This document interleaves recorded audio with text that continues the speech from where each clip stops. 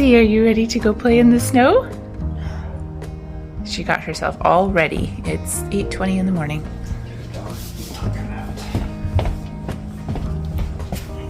Okay, you gotta turn loose of my hand if you want to go out. Come on, Casey. Back, Daddy. Back. You guys stay. You don't need to come out. I don't want to get pulled over by that. For the snow. And it's snowing.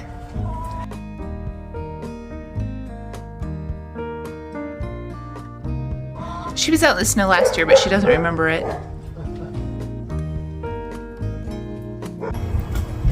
See? Can you throw it? Yeah. Now throw it. Throw it. Yeah, good job.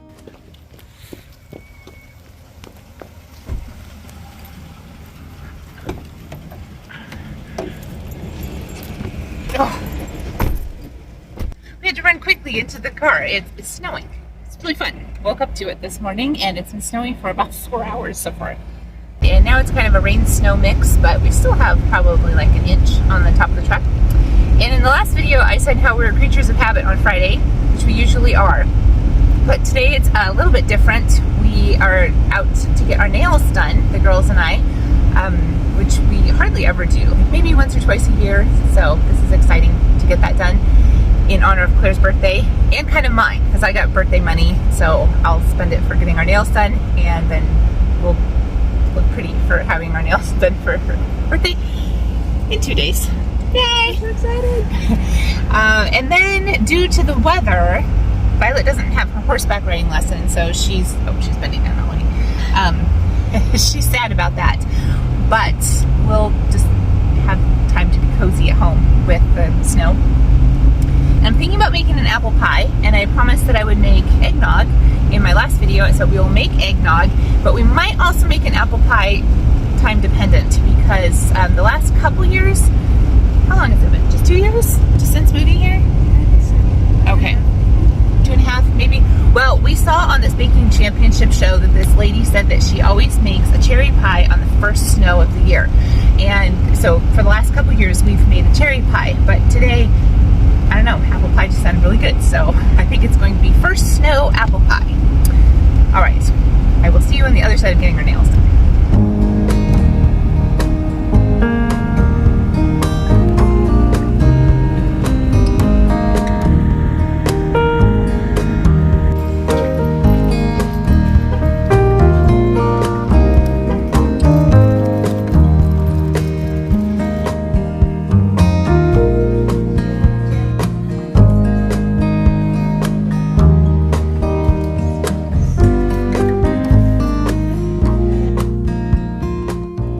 All right, we're back. We got our nails done.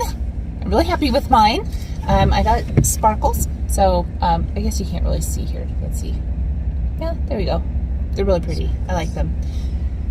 How are yours? Pink sparkles. Yeah, that's really pretty. Yeah. And how are your stubs? They're okay. Well, they're pretty, but they're definitely stubs. They're pretty. They're pretty short. All right, then we ran to the ballet store, and now we're going to pick up our groceries and go home and bake. It's kind of raining now. It's pretty cold out, actually. I find it's a little chilly. Yeah, maybe. Anyway, so super fun to get our nails done. Now we can feel glamorous for party weekend. Puppies, are you blocked in because you're all snowy and wet and muddy? Oh, I see that. Oh, that's so sad. Oh, you stink. But look at you, Duke. You're all wet. You're all wet, little man. Aww. Here we are in the kitchen with our eggnog recipe date. I'm excited to have an eggnog latte, so I'm going to take you along, show you how to do this. I use my recipe from this cookbook. My sister laughs at me because it's like all exploded, and I have all things that I've collected. But anyway, I'm going to use the recipe from here. Let's find it. So you want 4 egg yolks, 2 cups of milk, and a cup of cream, or else just 3 cups of milk is fine. It calls for a 1/3 cup of sugar, and I'm going to be using maple syrup. Just I like how that's a little bit smoother in it, and I just feel like, if possible, it's a little bit healthier for you than a refined white sugar, so I use that. It calls for rum. We don't do rum in it. and bourbon, but we don't put either one of those. I actually don't even like the taste of those, but we don't. Vanilla and then nutmeg. But what I'm wondering here is, because we use raw milk, I don't want to heat it up and end up accidentally pasteurizing it, because we feel strongly about that the raw milk is just much better for you. It's got all the bacteria that's beneficial bacteria to help your gut so that you can actually process the milk. And with pasteurized milk, of course, I'm not making any medical recommendations off of this, just I feel that the pasteurized milk, from my reading and research, has already heated the point up to the point that it's killed the enzymes that would actually help you digest the milk. So it's defeating the purpose, because then your body doesn't know really what to do with the milk. And since I am dairy sensitive to this, and so is Rob, and I just feel like it's healthier. So I don't want to overheat my raw milk, but I think you pasteurize at about 160 degrees and for a little bit of a length of time. I read anywhere from like 15 seconds to a lower temperature at a half an hour. So anyway, I don't want to overcook my milk. The same though, however, with our eggs, we get them from our chickens, and you want to cook an egg. But see, here's the thing. Some people don't believe that you need to cook the egg if it's from a good source. And I know that our chickens are cared for and clean. And one of the kinds that we have supposedly can't even carry salmonella. But anyway, so what I'm trying to think about is, do I cook it high enough to kill any potential bacteria in the egg, but then I have killed the beneficial bacteria in my milk? So you see what I'm doing here. This is a situation for me. So if you have any recommendations, you just let me know, because I'm happy to learn, always happy to learn.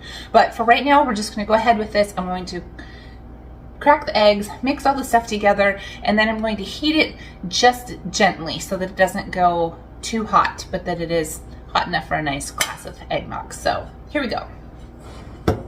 Oh, actually, since I just want the egg yolks, I'm going to save the egg whites for the dogs. They really love them, and I don't want to waste anything. So that will be a nice little treat for them. Oh, when I said dogs, they heard them, and here they are in the kitchen. Hello, dogs. They're staring at me and making sounds, like they're breathing loudly. So while I'm doing this, I'll just chat with you. When I was in high school, we had to do a project for an English class or something. And mine, was a cooking class. And I forget what I taught you how to make, but we had to go into the home ec classroom at school, and we had to film, and then you had to edit, and it wasn't easy, like just with an iPhone or editing software. It was kind of a big deal. I wish I still had that. I wish I could look back on my 9th grade self doing that. But I was kind of fancied doing a cooking show. So I guess this is my version of a cooking show for you here. Today we make eggnog and maybe an apple pie. We'll see. I'm just going to use the milk. This milk is already about $13 a gallon where we live. And the cream, the raw cream that I get, I think it's 16 ounces, and it's also $13. So, whoops. I was talking, not paying attention to what I'm doing. I only want 3 cups. I'm just going to use the milk and not add the cream. 1/3 cup maple syrup.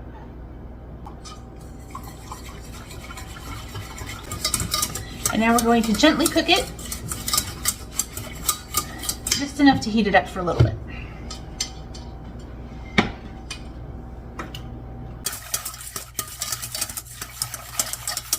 There's such mixed feelings about eggnog. Do you like eggnog? I love eggnog.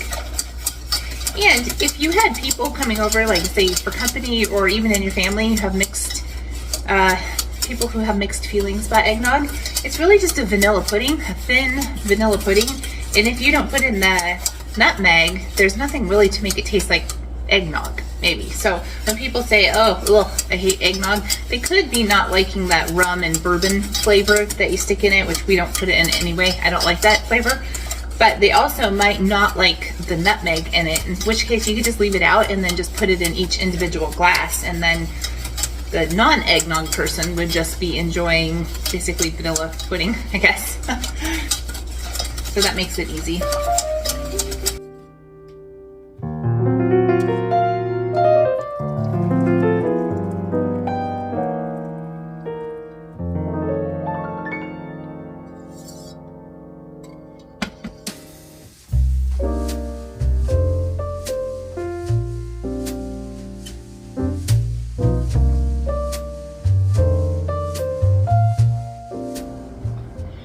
Oh, so yummy.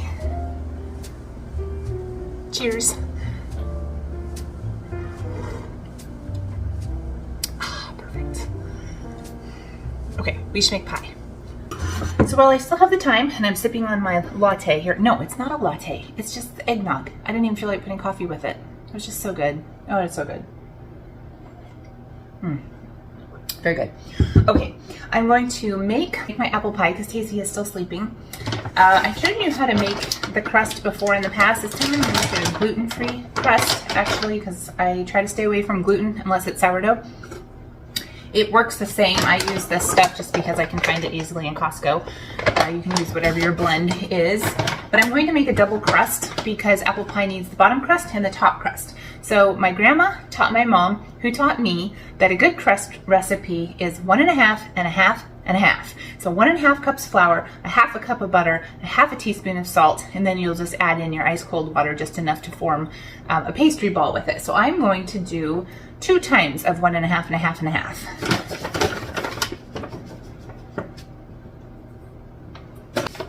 Oh, and another little story. My grandma would measure her salt and pepper and stuff when we were over at her house. She would measure it in her hand, and that just blew my mind. Like, I was just this little girl, and I was like, how does she know how to do that? And it was always just kind of a goal of mine. And so now I do measure it in my hand for a lot of things, and I have tested myself to see how accurate I am, and I am fairly accurate after all these years. So I just think of my grandma every time that I pour salt into my hand, and I remember it going in the cracks of her hand. Of course, I had, you know, little kid hands that are all smooth, and I remember seeing the grooves in her hands, and now I'm the woman with the grooves in her hands. So I'm going to put in a full teaspoon of salt because I'm doubling my recipe. Okay, now my butter has been sitting out a little bit. Before, I think when I was making scones, I showed you that you can use the hack of just grating the butter with a cheese grater, and it works great. But since this I put out before we left this morning, it's not too hard. Which you don't want to use soft or melted butter, but this'll do. It's just a little firmer than room temperature. It's been a little chilly in the house because of the snow this morning. And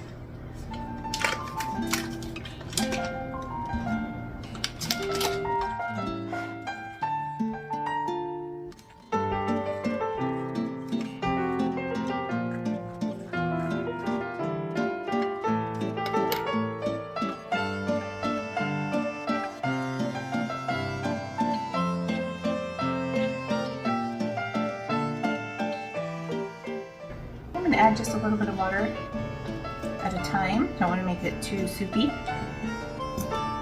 Always add more, but you can't take away. When I still lived at home, my mom and I were a great team because she loved making crust, and I hated making crust. And she said she didn't like making the filling part. But maybe that was just because I liked making the filling part and she didn't want to say anything about that. So I don't know, but she was always happy to make the crust. And I was always happy to do the inside because, as I've shared before, I love to chop. So if it was an apple pie, I would just love to chop, chop, chop, chop, chop.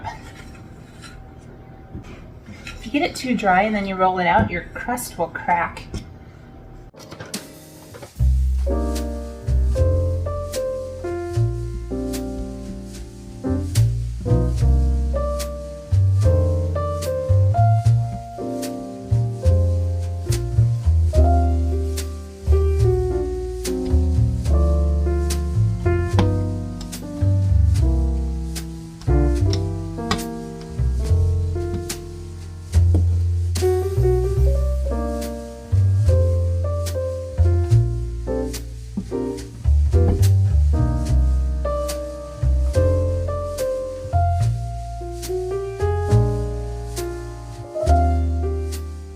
I sent Rob to the store for 6 apples, and so he put 6 apples in his cart, and he had also taken Tasty because she wanted to go with him too. And he said when he turned around to get something else, she had taken one of the apples and started munching on it. So her apple has little bites on it, and we just cut the rest off, and I'll just throw it in the pie. But anyway, so we have 6 apples and a third. So anyway, bites don't really matter. So I'm going to peel these up and start slicing them, but not too thin, and put them in here with the sugar and cinnamon and flour mixture on the top.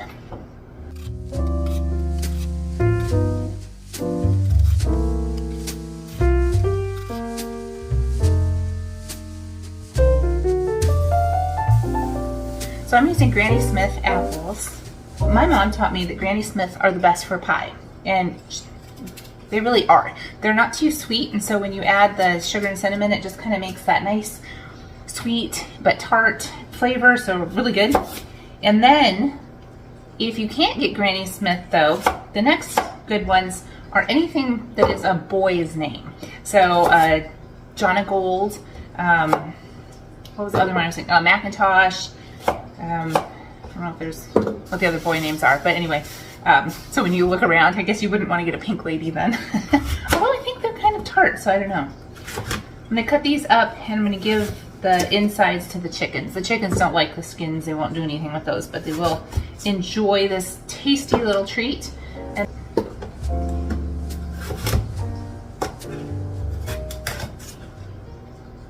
this will take a while, so I'll see you in a few.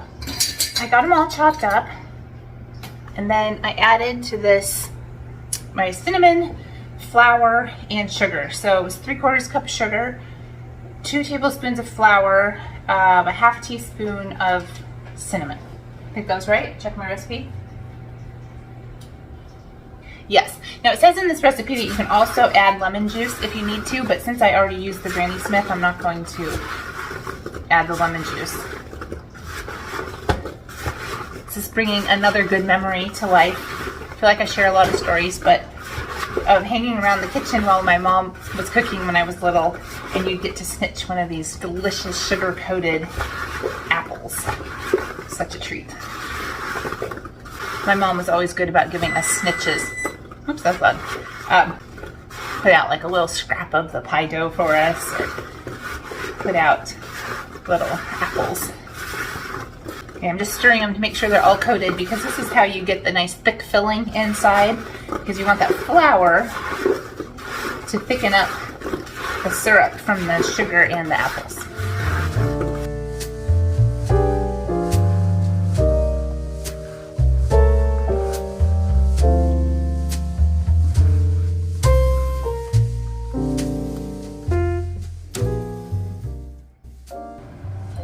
I'm going to moisten the edge of my crust with water so that when I put the top crust on, this will kind of glue them together.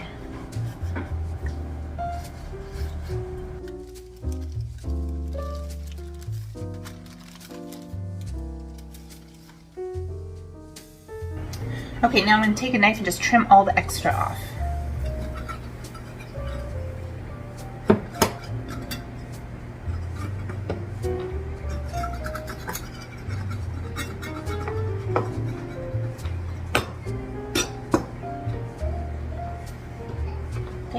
Oh, I hear a baby.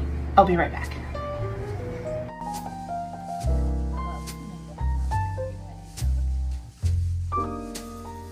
Then we're going to crimp the edges just to make it pretty.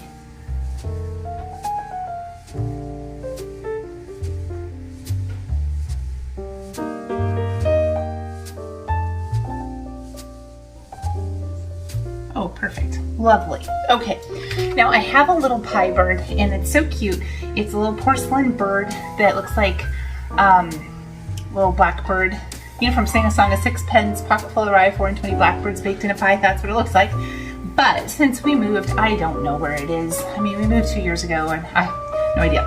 So we're just going to use a fork, and I'm going to poke steam vents in.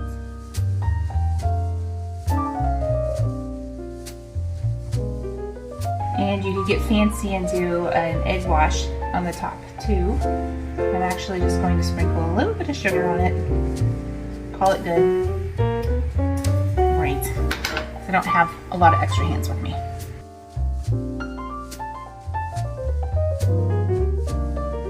Okay, I got it in the oven and it cooks for 40 minutes, and then we're gonna check it and see how it's looking on the edges. It's at 375. We'll get this cleaned up, get her a little bit happier, hard to wake up sometimes. Okay, I just got back from taking Claire to ballet, and Violet stayed behind to take the pie out. It's perfect. Just walked through the door. It's sizzling and bubbling, and I can't wait to have it later, so that is a beauty.